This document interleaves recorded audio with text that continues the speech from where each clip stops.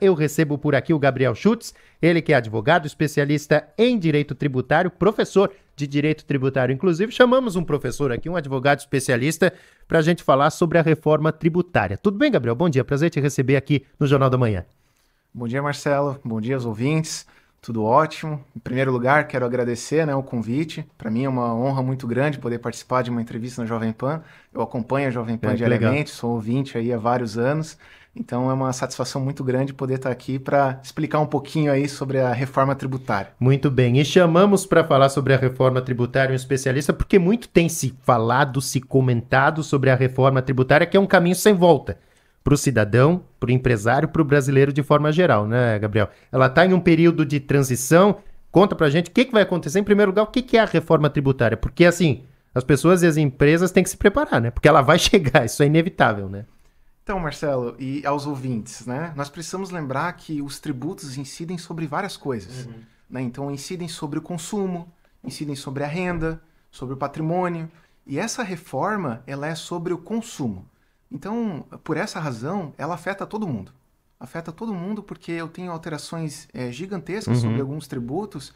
E é importante a gente lembrar, que há projetos do governo federal, do Congresso, para também trazer uma reforma na renda e no patrimônio. Certo. Então a gente precisa lembrar o seguinte, a reforma do consumo já passou, tá aí, ano que vem começa o período de transição e nós temos aí projetos de lei para reformar a renda. Então, o governo está aí para decidir sobre a isenção do imposto de renda, né? Até R$5.000 e para isso passar, para a conta fechar, instituir uma tributação sobre dividendos para algumas empresas.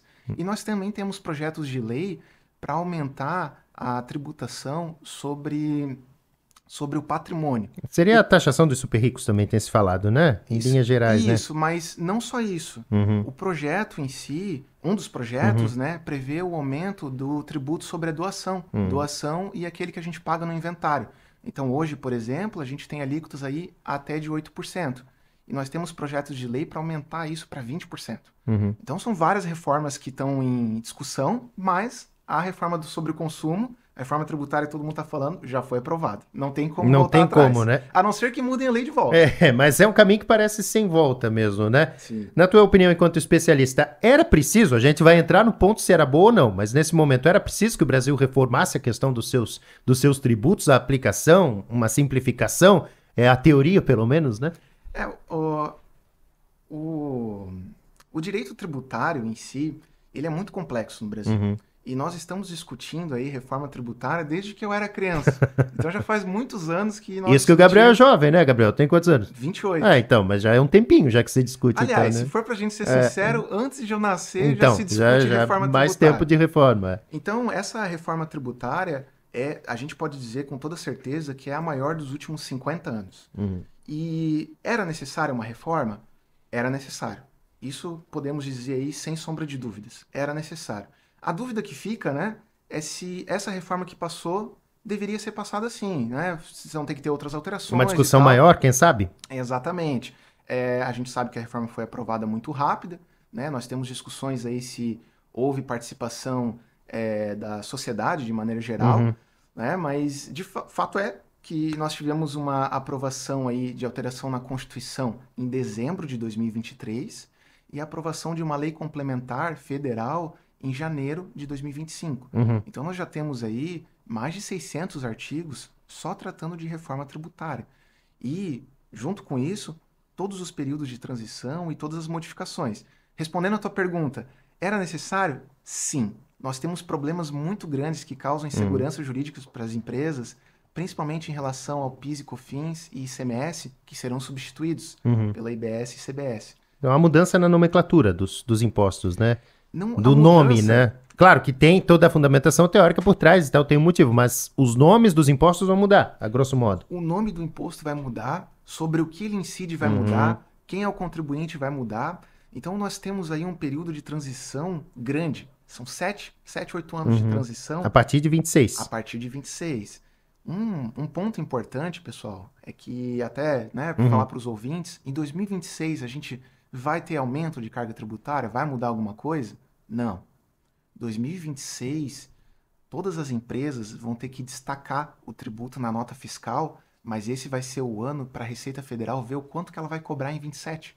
Então, 2026 é o ano mais importante para a Receita Federal. É quando eles vão descobrir qual que vai ser a alíquota. O que a gente tem, e aí o que assusta, é que a alíquota já calculada aí gira em torno de 28%. É um valor muito alto. Uma mordida pesada, hein? Uma mordida pesada. E isso, assim, o cidadão que está ouvindo a gente agora, seja ele empresário, pessoa física, o assalariado, o MEI, o que ele pode pensar sobre a reforma tributária? Ela vai pesar em todos os aspectos, para todas as pessoas, ou ela é melhor para alguns e pior para outros? Claro que, imagino que seja bem complexo responder sobre isso, Gabriel, porque tem várias divisões ali dentro, mas em linhas gerais. Preciso ter medo da reforma tributária? Se eu sou um MEI, se eu sou um empreendedor, eu sou um empresário de grande porte, e aí? Então, a reforma tributária, só para dar um panorama aqui, vamos conversar o que vai mudar. Né? Nós teremos a substituição do ISS, que é um tributo municipal, Imposto sobre Serviços, a substituição do ICMS, certo, que é um tributo estadual, sobre né? a venda estadual, a substituição do PIS e COFINS, que é federal. O ICMS e o ISS serão substituídos pelo IBS, Imposto sobre Bens e Serviços. Certo. E o PIS e COFINS, que é federal, será substituído pela CBS, Contribuição sobre Bens e Serviços. Então, esse é o primeiro ponto. Certo. O que vai acontecer? 2026, todo mundo começa a destacar na nota fiscal. Então, você que é uma empresa do Simples ou uma empresa do lucro real ou presumido, a partir do dia 5 de janeiro, você vai ter que fazer o destaque. Comemorou o Réveillon, já começou o ano, tá com mudança. Hein? Se você não se preparar, por isso que é importante você conversar com o contador de sua confiança, o advogado de sua confiança, você não se preparar, vai emitir o documento fiscal lá dia 5 e não vai ter o destaque, a nota não vai sair, você não vai conseguir vender. Então a reforma, a preparação já começa esse ano. Esse é o primeiro ponto para os empresários. Já tem que se preparar. Esse ano já tem que se preparar. 2027 e 2028, nós temos, numa paulada só, a extinção do PIS e da COFINS e a cobrança da CBS. Certo. 27 e 28. E aí, do ano de 2029, 30, 31 e 32, nós teremos a extinção gradual. Né? Gradualmente, de 10 em 10%, de 90% até 60%, o ICMS e o ISS deixam de existir. Então, 29, tu vai pagar 90% de ICMS e 10% de IBS. 30, tu vai pagar 20% de ICMS e o resto de... Desculpa, 80% de ICMS e 20% de IBS. O escalonamento ele vai aumentando do novo imposto, né? Isso, ele vai até 2032 e 2033 acabou. Extingue-se. Aí não tem mais ICMS, não tem mais ISS. E aí a gente também tem uma regrinha, aí esse é um ponto legal de comentar, que é a regra do IPI. Qual que foi a propaganda que fizeram para nós? Pô, vamos extinguir também o IPI, Imposto sobre Produtos Industrializados, e vamos colocar um imposto mais moderno, que eles chamam de imposto seletivo. Eles chamam também de imposto do pecado. Então é para cobrar sobre bens que fazem mal ao meio ambiente ou à saúde. Certo. Só que a gente tem um detalhe muito importante. O Brasil, felizmente ou infelizmente, aí aberto a interpretação. Interpretações. O Brasil, ele tem a Zona Franca de Manaus. E a única razão de a Zona Franca de Manaus ser competitiva é porque eles têm um benefício grande de IPI. Então, imaginem só, né? Se a gente extingue o IPI, não faz mais sentido. Zona Franca, né? Não faz mais sentido ter a Zona Franca de Manaus. Então, houve um lobby muito grande para o seguinte. Digamos que, lá na Zona Franca de Manaus tem uma fábrica de moto, né? Então, o IPI, ele não vai mais ser extinto, ele vai ser alíquota zero. Então, não vai ser cobrado de ninguém, a não ser que eu produza algo que é produzido na Zona Franca de Manaus. Então, por exemplo, se eu fizer moto, se eu ser uma montadora de motos e eu abrir uma fábrica aqui em Santa Catarina, eu vou pagar o IPI. Não vai fazer sentido. Sim. Então, eu sou obrigado a abrir lá na Zona Franca de Manaus. Produzir lá. Foi um lobby que foi feito com sucesso. Forte, pesado, hein? E conseguiram, hein? Deu certo. Teve gente grande aí por trás, bem peso agora, pesado nesse meio aí. E agora, né, respondendo a sua pergunta para os ouvintes, né, qual que tem que ser a nossa preocupação? A reforma, ela atinge diretamente as empresas, muito grande. Eu vou mudar as apurações e o receio que a gente tem é o seguinte, nesse período de transição, eu vou ter as declarações que eu faço e talvez eu tenha mais uma declaração. Então, já é ruim eu apurar os tributos, né? Já é uma dificuldade. Não é fácil, né? Não é Não é fácil. fácil, E né? agora, por um período aí de alguns anos, eu vou ter mais uma apuração que eu vou ter que fazer. Então, para as empresas, existe uma preocupação muito grande em Uhum. relação à apuração, à precificação, porque uma coisa que é boa, o que que é bom da reforma? A reforma, ela traz mais transparência. Porque antigamente, hoje, atualmente, Uhum, né, uhum. o ICMS, por exemplo, ele é cobrado por dentro do preço. Então tu vê ali um produto que, é 17% de ICMS, mas ele não é 17, Uhum. ele é Ela mais. é mais. Então, um fato positivo da reforma é que os tributos eles incidem por fora.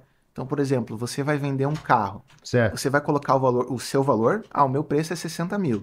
E aí depois vai incidir o tributo. Então eu vou conseguir visualizar certinho o valor Qual do que é o do, tributo. do imposto? Do Então tributo. a gente vai perceber agora o quanto a gente paga de tributo. Vai ficar ainda Isso mais claro, né? vai ficar Ainda mais mais claro. claro. Vai muito além do impostômetro, por exemplo, que tem espalhado em vários pontos do Brasil, e do Sim, cupom fiscal que você pega no supermercado, que lá embaixo, né? sim, Tem a exatamente. tributação, Mas impostos ó, federais, estaduais e tal. Ou até isso vai cair, é lá claro. embaixo, esses tributos estaduais, federais, isso é uma estimativa. Uhum. Hoje não tem como saber.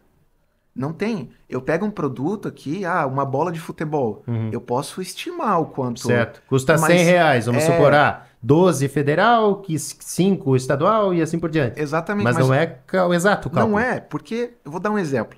A empresa que faz a extração da borracha lá, Uhum. ela tem um benefício de CMS que paga menos. Aí o cara que vende paga um pouquinho menos ou paga, sabe, eu consigo estimar, mas eu não consigo ter Uhum. noção. Então, qual que é o ponto positivo da reforma? De fato, nós vamos ter uma transparência maior. Isso é Isso é fato. fato. Agora você vai pagar mais ou menos, né? Você está pagando mais, mas você está sabendo que está pagando mais. Pelo menos é honesto nesse ponto aí, né? Exatamente. Agora a gente vai ver, né?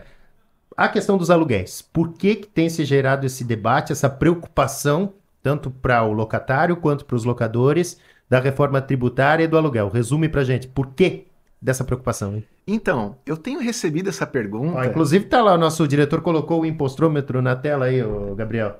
3 trilhões quase. 285, 2 trilhões e 200 bilhões de reais o brasileiro pagou em imposto. E é estimativa, inclusive, né? Estimado, é. É. Vamos falar um negócio. Qual que foi a propaganda da reforma, né? A Uhum, propaganda foi a seguinte: sobre os tributos do consumo, o uhum, Brasil arrecada 1 trilhão e 200 bilhões. Então, certo. qual que é a ideia? A gente manter a arrecadação, Uhum, 1 trilhão um e 200 trilhão. bilhões.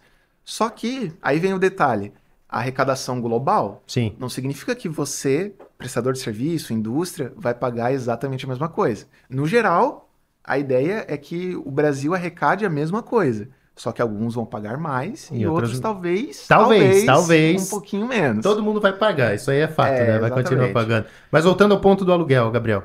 Por Então, que dessa preocupação? os aluguéis, a preocupação é justificada. Primeira coisa que tem Uhum. que falar, a preocupação ela é justificada. E a segunda coisa que eu tenho que falar é que nós temos recebido, né? Resume aí pra gente a questão dos aluguéis, de como vai Ah, ficar as alienações, né? Venda de imóveis e tal. E eu tenho uma apresentação de 40 slides sobre isso que leva 1 hora e meia para falar tudo. É muita coisa. Então a reforma, ela não facilitou nem um pouquinho, nem um pouco. Na realidade, na minha visão, deixou muito mais complexo a apuração e para o cidadão comum, para o uhum. ouvinte, por exemplo, que não tem empresa sobre compra e venda e aluguel, entender melhor sobre o assunto. Então, qual que é a questão? A partir de 2027, o contribuinte que tem receitas de aluguel, vamos dizer que ele declare, né? Primeiro tem essa questão. Hoje a gente tem muita gente que não Uhum. declara. Mas vamos supor inicialmente aqui que você declara toda a sua receita de aluguel. Se você tem uma receita maior de 240 mil reais de aluguel, Uhum. né? E mais de 3 imóveis distintos, então Sim. você aluga alguns imóveis ali e a tua receita de aluguel é mais do que 240 mil. Isso no ano anterior. Então vamos dizer que em 2026 foi assim. Uhum. 2027 você é contribuinte de CBS e IBS. Então esse é o primeiro detalhe. Quem Certo. que vai pagar o aluguel? Vai ser o contribuinte. Então a primeira coisa que você, ouvinte, tem que observar é se você vai ser contribuinte de IBS ou CBS. Não é todo mundo que vai pagar. Esse é o primeiro ponto. O segundo ponto é esse, né? Então, Sim. digamos que eu vi lá e eu sou o contribuinte. Uhum. Então, O que eu tenho que pagar hoje? Eu tenho que pagar imposto de renda. Eu já tenho que pagar imposto de renda. Então, de forma definitiva, a gente pode dizer, existe um novo tributo. Esse é um ponto. Esse é um ponto. Então, nós vamos ter um aumento da carga tributária sobre os aluguéis. Isso é fato. Porque já existia uma cobrança sobre imposto de renda, né? E agora eu vou instituir a cobrança da CBS a partir de 2027. Então, 27 e 28, que já começa a cobrar direto a contribuição sobre bens e serviços, eu vou ter que pagar. Aí qual que é a questão? O governo, né, a ideia da reforma é que incida sobre tudo. Sobre Certo. tudo. Só que algumas coisas, eu não posso ter uma alíquota de 28%. É uma alíquota muito alta, né? Então, o que o governo fez? O que o Congresso fez, né? O governo, o Congresso, enfim, foi aprovado para todo mundo. Para Então, todo dá mundo. pra gente dizer. Ninguém vai escapar. Ninguém escapa. O que o governo fez? Eles colocaram lá uma redução da alíquota. Certo. Então, por exemplo, digamos que eu seja contribuinte, então minha receita de aluguel é 1 milhão por ano. Eu tenho lá 30 casas alugadas. Minha receita é 1 milhão por ano. Então, eu sou contribuinte. O que vai acontecer? Sobre a minha receita de aluguel mês a mês, supondo que eu declare, eu vou ter que pagar o tributo. Digamos que meu aluguel é 3 mil por mês. Certo. Para o valor não ficar tão alto, o que a lei prevê? Ela prevê uma redução da alíquota de 70%. Então, digamos que eu ia pagar 28%. 28% é a alíquota de referência. É o que todo mundo tem paga. que ter esse número na cabeça, 28. Certo. Para minha receita de aluguel, eu vou reduzir em 70%. Então, eu vou pagar 8,4%. E aí o governo ainda colocou, né, a legislação ali ainda colocou um negócio que eles chamam de ajuste social. Então, 3 mil aluguel. 3 mil, vou pagar 8,4%. Só que eu ainda vou ter uma redução de R$600. Então, de 3 mil, eu reduzo mais R$600. 2.400. 2.400 e eu pago 8,4%. Qual que é a ideia? A ideia, o nome já diz, né? Um redutor social é para, digamos que o aluguel seja de 1.200. Né? Se eu reduzo 600, eu estou reduzindo metade. Exato. Qual que é a expectativa? A expectativa é de que quem tem muitos imóveis repasse o valor para o consumidor final. Né? Claro, é uma lógica do mercado, né? Exatamente. Quem paga o tributo sempre vai ser o consumidor final. Esse é um ponto de destaque. Então, eu aumentei o tributo da empresa. Legal, a empresa vai pagar mais? Vai pagar, mas ela vai repassar esse custo para o consumidor final. Não tem como escapar. Não tem como escapar. Mesma coisa no aluguel. Pô, eu recebo R$3 mil de aluguel. E aí agora eu vou ter um aumento ali de 8%. Vamos colocar R$10. Sim. Eu vou tentar repassar esses 10%. Eu vou tentar repassar esses R$300 para quem está locando. Para quem está locando. Então, a ideia foi reduzir um pouco a carga tributária. Então, para concluir, né, nós vamos ter um aumento da carga tributária sobre a locação, mas não é para todo mundo. Você tem 2 imóveis. O imóvel que você mora é um que você aluga por R$2 mil. Você vai ser contribuinte do CBS e da IBS? Não. Você não vai precisar pagar. Entendeu? Muito bem. Então esse é o ponto, né? É importante, assim, para quem está acompanhando a gente, seja pessoa física, jurídica, procurar um advogado, procurar um contador, porque ela é muito complexa, né? E para evitar problemas, né? Porque em linhas gerais, Gabriel, acho que a percepção que a gente tem, e é muito notório isso, o cerco está se fechando cada vez mais na questão do pagamento de impostos, né? Receita Federal no cruzamento de informações, monitoramento de informações, não é uma questão política, partidária, não. Isso está acontecendo, já não é de hoje, né? Não é e a de reforma hoje. tributária, ela vem casada esse movimento que tem acontecido, né? A reforma tributária, além, né, como eu falei, aqueles 500 e poucos artigos na Lei Complementar 214, além de ela prever várias formas de tributação, enfim, toda a tributação sobre o consumo no Brasil, ela coloca ali alguns mecanismos de fiscalização da Receita Federal. E o principal para os imóveis é o CIB, que é o Cadastro Imobiliário Brasileiro. Então, por exemplo, já saiu regulamentação, né, da Lei Complementar e no mês de agosto saiu uma instrução normativa da Receita Federal que obriga o registro de imóvel a dar todas as informações sobre todas as operações com bens imóveis e sobre todos os imóveis. Então, qual que é a ideia? A ideia é que cada imóvel, cada matrícula, por exemplo, tenha o seu CPF, né? Que vai ser um número CIB. Sim. E aí, a partir desse número, a Receita Federal vai começar com muita tecnologia, tá? Diga-se de passagem, é importante falar que a Receita Federal e a Receita do Estado aqui de Santa Catarina possuem muita tecnologia. Muita tecnologia para o cruzamento de informações. Para pegar não tem erro, né? Para pegar não tem Não erro. tem erro. Então, qual que é a expectativa, tá? A expectativa é que, se você for considerado contribuinte de IBS e de CBS, não vai dar mais para fazer aquele negócio, estilo seu barriga, né? De ir lá, bater de porta em porta, cobrar o aluguel, né? Cobrar uma prática que muita gente faz, né? Não é certo, é importante falar. Exatamente. Existe uma obrigação de declarar os valores, inclusive, né? Isso pode ser crime de sonegação, etc. Mas muita gente não declara. E a Receita Federal, obviamente, sabe disso. Sabe disso, claro. Então, a ideia vai ser, por meio desse CIB, cruzar as informações e ver, por exemplo, a pessoa tem 40 imóveis. E lá no registro do CIB, eles vão conseguir olhar. Poxa, mas esses imóveis não estão locados, mas tal pessoa colocou na declaração do imposto de renda dele que ele está alocando o imóvel do CIB número X. E aí o proprietário do CIB número X não está declarando essa receita. Ele vai ser autuado. Sim. Entende? Esse cruzamento... Ele vai acontecer. Já acontecer. acontece, na verdade. Já se tem acesso a essas informações, Já né? se tem, mas olha o nível da fiscalização. Todos os imóveis registrados no Brasil terão um número CIB.